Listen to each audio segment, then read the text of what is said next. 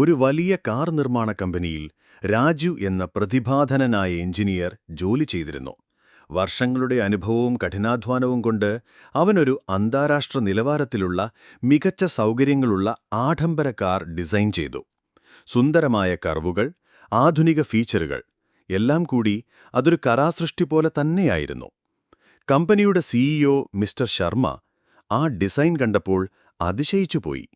രാജു, ഇത് അത്ഭുതകരമാണ്. നിങ്ങൾ ഇത്രയും മനോഹരമായ ഒരു കാർ ഡിസൈൻ ചെയ്തതിൽ ഞാൻ അഭിമാനിക്കുന്നു. അദ്ദേഹം രാജുവിനെ വളരെയധികം അഭിനന്ദിച്ചു. ആഴ്ചകളുടെ കഠിനാധ്വാനത്തിനൊടുവിൽ കാർ നിർമ്മാണം പൂർത്തിയായി. എല്ലാവരും ആവേശത്തിലായിരുന്നു.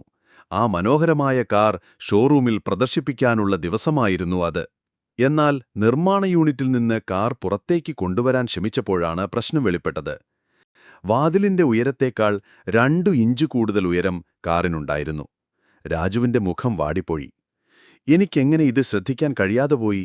അവൻ സ്വയം കുറ്റപ്പെടുത്തി. സിഇഒ ശർമ്മയും അസ്വസ്ഥനായി. എന്താണിപ്പോൾ ചെയ്യേണ്ടത്? ഇത്രയും മനോഹരമായ കാർ പുറത്തേക്ക് കൊണ്ടുവരാൻ പോലും കഴിയുന്നില്ലല്ലോ. അപ്പോൾ കമ്പനിയുടെ പെയിന്റർ സുരേഷ് ഒരു നിർദ്ദേശം മുന്നോട്ടുവച്ചു. സർ, കാറിന്റെ ബോഡിയിൽ അല്പം സ്ക്രാച്ച് വന്നാലും പുറത്തേക്കെടുക്കാൻ ശ്രമിക്കാം. പിന്നീട് സ്ക്രാച്ചുകൾ പെയിന്റ് ചെയ്ത് മാറ്റാം. രാജു പറഞ്ഞു. അതിനേക്കാൾ നല്ലത് വാതിലിന്റെ മുകൾ ഭാഗം അല്പം പൊളിച്ച് കാർ പുറത്തേക്കെടുത്തതിനു ശേഷം വീണ്ടും വാതിൽ ശരിയാക്കുന്നതാണ്. എന്നാൽ സിഇഒ ശർമ്മയ്ക്ക് ഈ 2 നിർദ്ദേശങ്ങളും ഇഷ്ടപ്പെട്ടില്ല. കാർ കേടാക്കുന്നതോ കമ്പനിയുടെ വാതിൽ തകർക്കുന്നതോ അദ്ദേഹത്തിന് അസ്വീകാര്യമായിരുന്നു. അപ്പോൾ കമ്പനിയുടെ വാച്ച്മാൻ വേണു ഈ ചർച്ചകൾ മൗനമായി കേട്ടുകൊണ്ടിരുന്ന അദ്ദേഹം മടിയോടെ സിഇഒയെ സമീപിച്ചു. സാർ, എനിക്കൊരു ചെറിയ നിർദ്ദേശമുണ്ട്, പറയട്ടെ? എല്ലാവരും അത്ഭുതത്തോടെ വേണുവിനെ നോക്കി. ഇത്ര വലിയ എഞ്ചിനീയർമാർക്കും പെയിന്റർമാർക്കും പരിഹാരം കാണാൻ കഴിയാത്ത പ്രശ്നത്തിന് ഒരു വാച്ച്മാൻ എന്തു പറയാനാണ്? വേണു ലളിതമായി പറഞ്ഞു. സാർ, കാറിന് വാതിലിനേക്കാൾ വെറും 2 ഇഞ്ച് മാത്രമേ ഉയരക്കൂടുതലുള്ളൂ.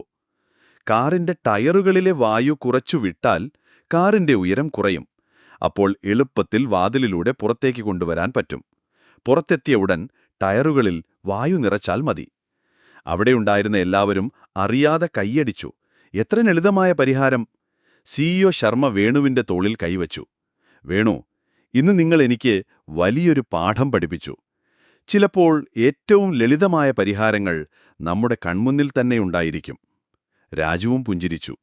ശരിയാണ് സാർ, നമ്മൾ പ്രശ്നത്തെ വളരെ സങ്കീർണമായി കണ്ടു. എന്നാൽ വേണു അതിനെ ലളിതമായി കണ്ടു.